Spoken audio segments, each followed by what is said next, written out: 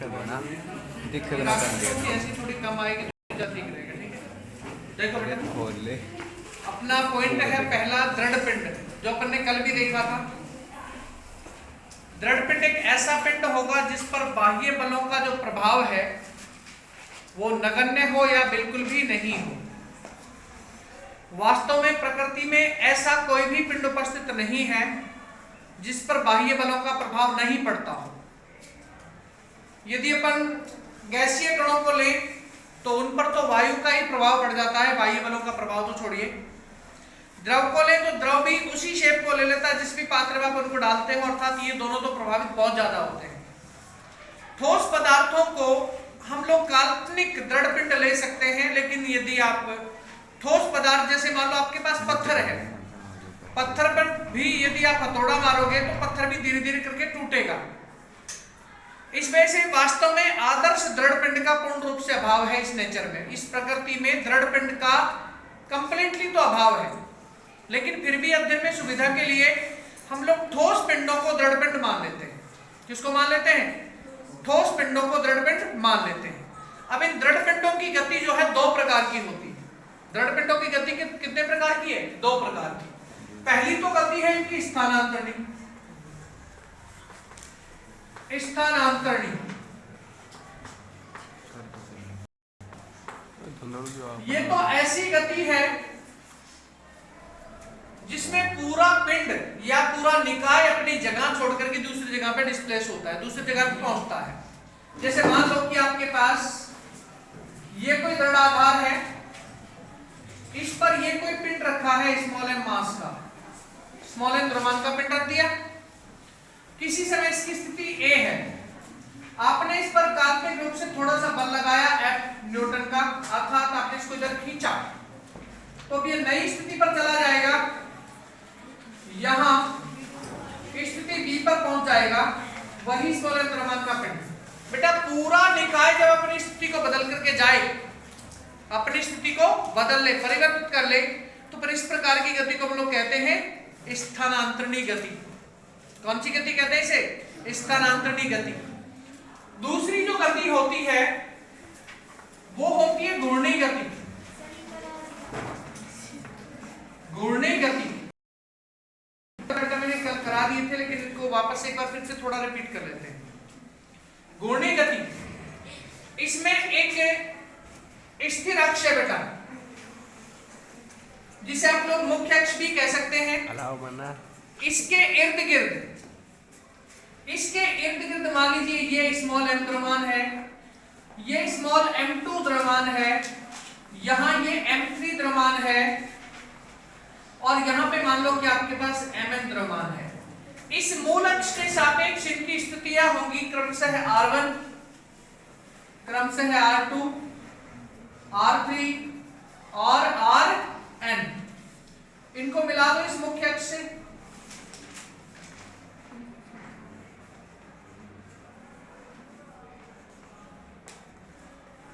ये main axis हो गया जो एंटी क्लॉकवाइज या क्लॉकवाइज किसी भी डायरेक्शन में मोशन कर सकता है, गति कर सकता है। चाहे तो ये घड़ी की सुई की दिशा में घूमे और चाहे घड़ी की सुई के विपरीत दिशा में घूमे, अर्थात ये ऐसी गति होगी जिसमें पिंड अपने को गतिशील तो नजर आएगा लेकिन जगह को छोड़ करके नहीं जाएगा, अपनी स्थिति को नहीं बदलेगा। वो अपनी स्थिति को, कोणीय स्थिति को बदलेगा।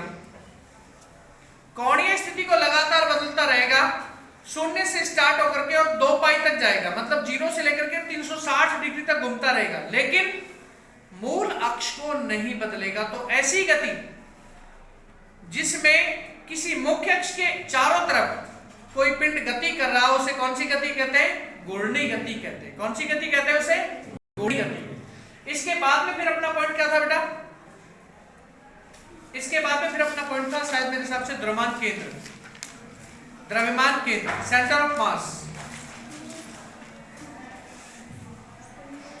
द्रव्यमान केंद्र, मैंने इसकी विशेषताएं छोड़ दी बेटा, घूर्णन गति की विशेषताएं छोड़ दी कि भाई इसमें अपनी स्थिति के सापेक्ष ये लगातार बदलते रहते हैं, इनकी स्थिति मेनली जो मुख्य अक्ष की जो स्थिति वो लगातार सेम बनी रहती है, ये मैंने नहीं बताया आपको क्योंकि थ्योरी ज्यादा है इसमें। हम लोग द्रव्यमान केंद्र पर चलते हैं। द्रव्यमान केंद्र बता सकते हो मेरे को आप क्या होता है? किसी निकाय में उपस्थित वह बिंदु, किसी निकाय में उपस्थित वह बिंदु जहां आप उस निकाय के संपूर्ण द्रव्यमान को केंद्रित मान सके, उसे क्या कहते हैं? उसका द्रव्यमान केंद्र कहते हैं। जैसे यदि मान लो आपके पास ये चक्ति, ये सॉरी गोला है, इसका द्रव्यमान केंद्र का होगा बेटा, इसके हमेशा सेंटर में होगा, सेंटर ऑफ मास। गोले का द्रव्यमान केंद्र हमेशा उसके केंद्र में ही होता है। इसका गुरुत्व केंद्र और द्रव्यमान केंद्र समान ही होते हैं गोले के। इसके बाद में यदि मान लो आपके पास ये चक्ति है, ये मान लो कि आपके पास चक्ति है भाई,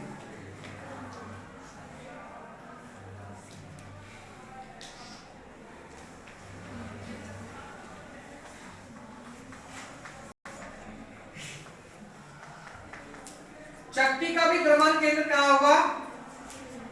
उसके केंद्र में ही होगा। यदि आपके पास एल आकृति है, कोई कैपिटल एल आकृति इस प्रकार, तो इसका द्रव्यमान केंद्र का होगा, इसके बीच में होगा या फिर इसके बाहर होगा?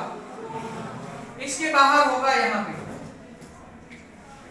तो आकृति के अनुसार आप द्रव्यमान केंद्र की स्थिति को बदल सकते हैं।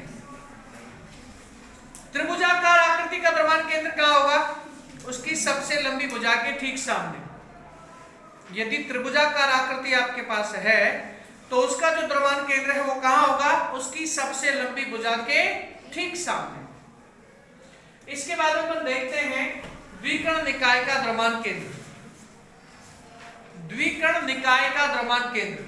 अब द्विकर्ण निकाय क्या है? द्विकर्ण निकाय क्या है बता सकता हूं मेरे को? द्विकर्ण निकाय क्या है? द्विकर्ण निकाय क्या है भाई? कल मैंने आप लोगों को बताया था, बताना तो पड़ेगा तुमको। द्विकर्ण निकाय किसे कहते हैं? ऐसा निकाय जिसका निर्माण दो ही कणों के द्वारा मिलकर के हुआ है, उसे क्या कहते हैं? द्विकर्ण निकाय कहते हैं। हम एक ऐसे ही द्विकर्ण निकाय को ले रहे हैं जिसमें M1 और M2 दो द्रव्यमान है। ये है मान लो अपने पास M1 द्रव्यमान और इसी के साथ में अपने पास यहाँ पे M2 द्रव्यमान भी है। ये है बेटा मान लो M1 और ये है मान लो M2 और इसके केंद्र में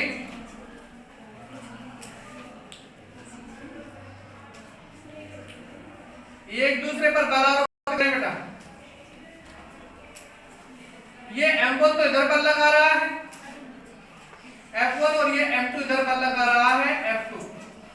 एक तीसरा अक्ष आप यहां पे भी दिखा सकते हो Z के रूप में भी। ये X हो जाएगा, ये Y और ये Z।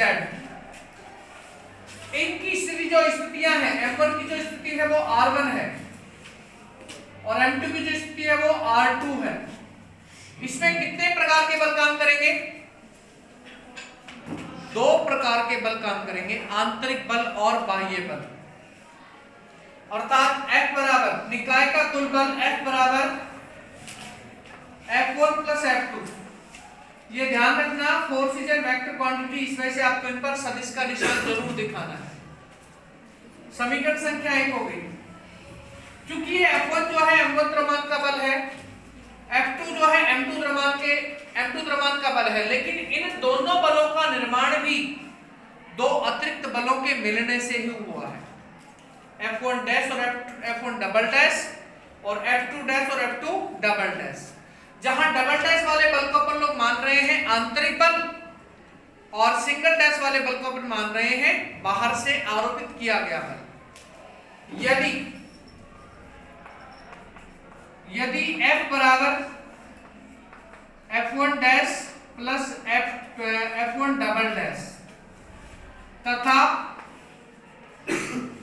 F2 बराबर F2 dash plus F2 double बेटा समीकरण 1 में रख दो आप। समीकरण 1 में मान रख दो इसके, तो F बराबर क्या हो जाएगा, F1 dash plus F1 double dash plus F2 dash plus F2 double dash.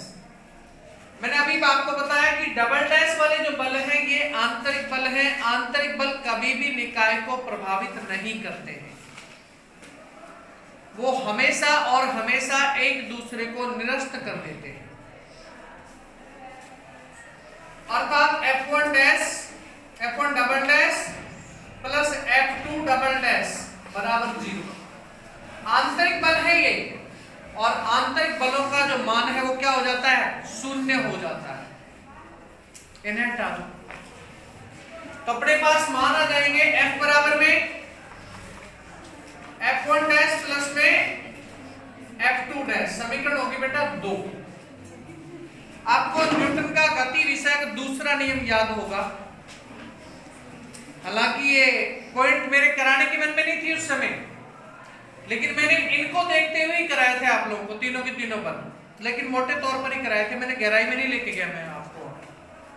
Newton का दूसरा नियम क्या कहता है कि किसी कण के संवेग में परिवर्तन की दर उस पर आरोपित बल के बराबर होती है, फिर समानुपाती होती है। क्योंकि समानुपाती के निशान पर हटाने पर k मिलता है और k का मान 1 होता है ऐसा ही पद्धति में, तो उसको अपन ने छोड़ दिया था। चूंकि न्यूटन के द्वितीय नियम से, न्यूटन के द्वितीय नियम से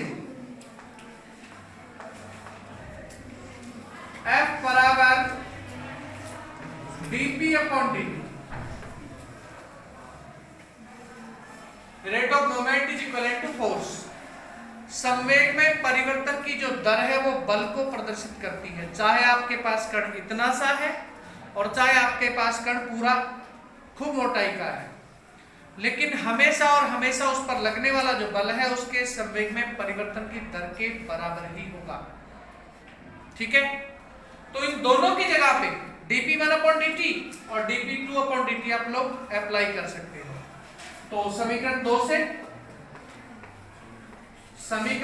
से क्या लिखेंगे, F बराबर dp1 अपॉन dt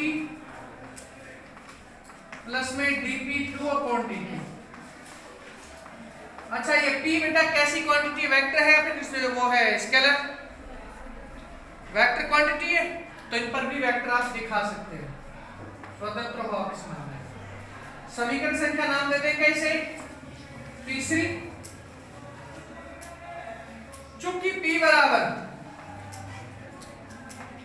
mv क्या बेटा, रेखीय संवेग, तो F बराबर क्या होगा, d बाई dt को कॉमन में निकाल लो, m1 v1 प्लस में m2 v2। v भी वेक्टर क्वांटिटी, इस बेसिस पर भी वेक्टर दिखा दो। अब विस्थापन में परिवर्तन की दर क्या कही जाती है, वेग, रेट ऑफ डिस्प्लेसमेंट निकाल दी, velocity, then F is equal to, एक मिनट यहां बता देता हूं पहले, चूंकि v बराबर dr अपॉन में dt, बेटा dr, ये r क्या है यहाँ पे, डिस्प्लेसमेंट है, वेक्टर क्वांटिटी है, इस बेसिस पर भी वेक्टर आप दिखाओगे, तो F बराबर क्या होगा, F बराबर d by dt m1 dr1 upon dt plus में m2 dr2 अपॉन में dt। बेटा दो dt हो गए, बहुत परेशान करेंगे यदि इनको नहीं हटाया तो दोनों को बाहर निकालो। F बराबर d square upon dt square, d square upon dt square, अंदर क्या बचा, m1 r1 प्लस में m2 r2। अब आप इसको समीकरण संख्या 4 नाम दे दो, समीकरण संख्या 4 नाम दे दीजिए। ठीक है, अब इस बल की जो वो वैल्यू निकालो जो आपके आरसीएम से रिलेटेड हो। चूंकि F बराबर ma MaCl related to centre of mass, त्वरण जो कि द्रव्यमान केंद्र से संबंधित है। तो F बराबर, इसलिए F बराबर M, कैपिटल M कम हो यार इसे, कैपिटल M और कैपिटल M यहां तो लिखे ना, D square upon dt square RCm। इस वैल्यू को रख दो बेटा यहाँ पे, समीकरण 4 में। समीकरण 5 आपकी हो जाएगी, समीकरण 4 में 5 से, 4 में 5 से D square capital M D square upon dt square RCm बराबर D square upon dt square M1 R1 plus M2 R2। बेटा कुछ कटता नजर आ रहा है, D square upon dt square कटता नजर आ रहा है तो काट दो। अपने पास हो गया MRCm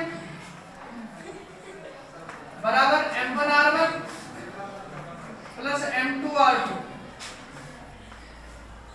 M को लिख ले, RCm बराबर हो जाएगा M1 R1 plus M2 R2 upon में कैपिटल M। कैपिटल M बराबर क्या है, कैपिटल M बराबर क्या है, M1 प्लस M2 है तो रख दो। RCm बराबर M1 R1 plus M2 R2 upon में M1 प्लस M2। ये जो इक्वेशन आपके सामने मैंने लिखी है समीकरण संख्या 6, ये किसकी समीकरण है बेटा, द्विकर्ण निकाय के द्रव्यमान केंद्र की समीकरण है।